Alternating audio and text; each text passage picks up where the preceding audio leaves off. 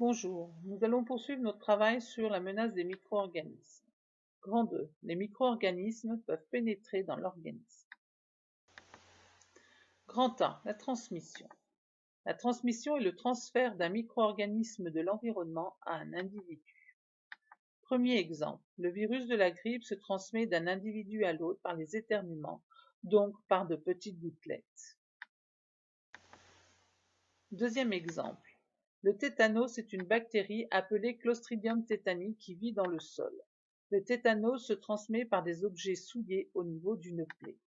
La maladie se manifeste par des contractions musculaires parfois mortelles.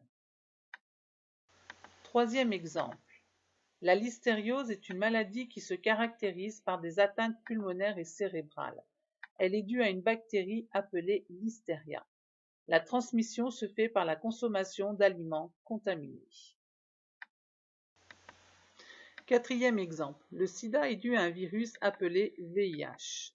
Il est transmis d'un individu à l'autre, lors d'un rapport sexuel non protégé avec une personne contaminée, lors de contacts de sang contaminé avec une blessure, lors du partage de matériel d'injection en cas d'usage de drogue injectable.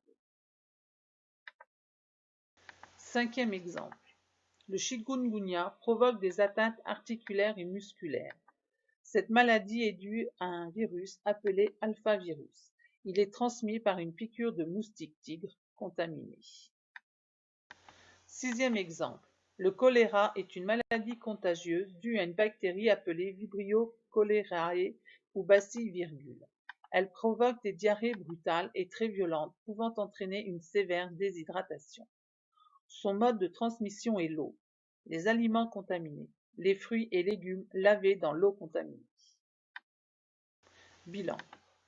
La transmission des micro-organismes peut se faire, selon le cas, par les aliments, comme la listeria, par l'air, comme le virus de la grippe, par l'eau, comme la bactérie du choléra, par les objets, comme la bactérie du tétanos, par le sang et par les seringues, comme le VIH.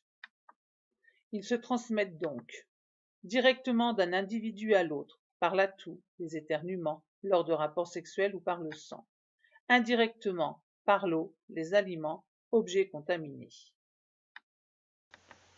Nous venons de voir dans le grand A la transmission des micro-organismes de notre environnement à un individu. Dans le grand B, nous allons parler de la contamination. Les micro-organismes pénètrent dans l'organisme à travers la peau ou les muqueuses, c'est la contamination. Observons cet exemple. Nous avons une coupe de peau. La peau est constituée d'épiderme et de derme. L'aiguille est recouverte de bactérie A, elle va s'enfoncer dans la peau en créant une plaie. À ce moment, les bactéries A et les bactéries B pénètrent dans la plaie. C'est la contamination. L'organisme possède cependant des barrières naturelles contre les micro-organismes, peau, muqueuse, mais également des protections chimiques, sueur, suc digestif, larmes, qui limitent la contamination. Il existe différentes voies de contamination. Pénétration par les voies respiratoires comme le virus de la grippe.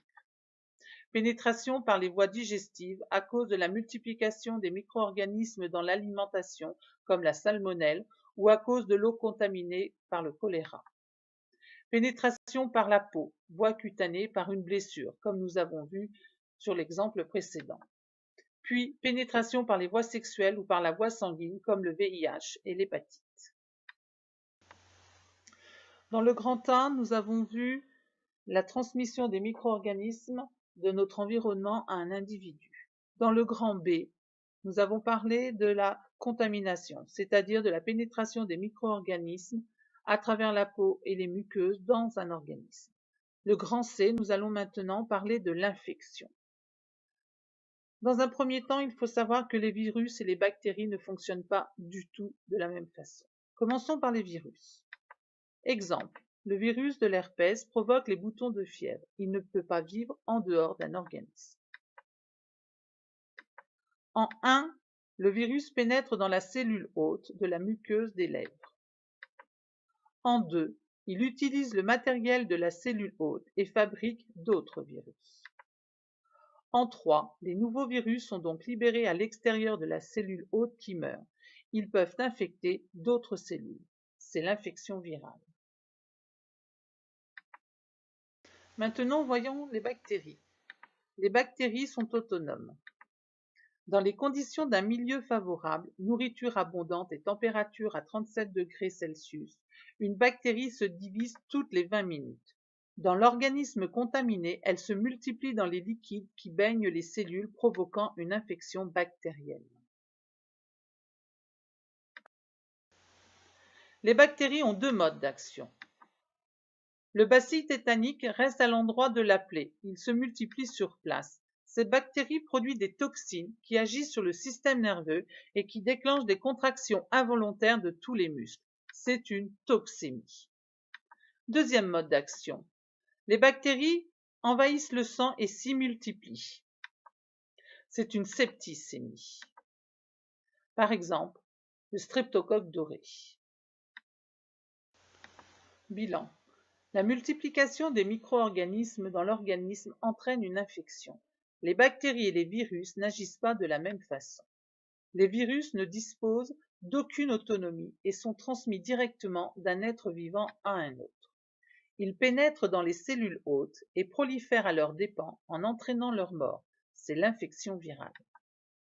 Les bactéries sont présentes partout et se multiplient rapidement lorsqu'elles rencontrent un milieu favorable. C'est l'infection bactérienne. Elles ont deux modes d'action. Elles se multiplient au lieu d'inoculation et produisent des toxines qui agissent à distance sur les organes. C'est la toxémie. Elles peuvent aussi se multiplier dans le sang. C'est la septicémie.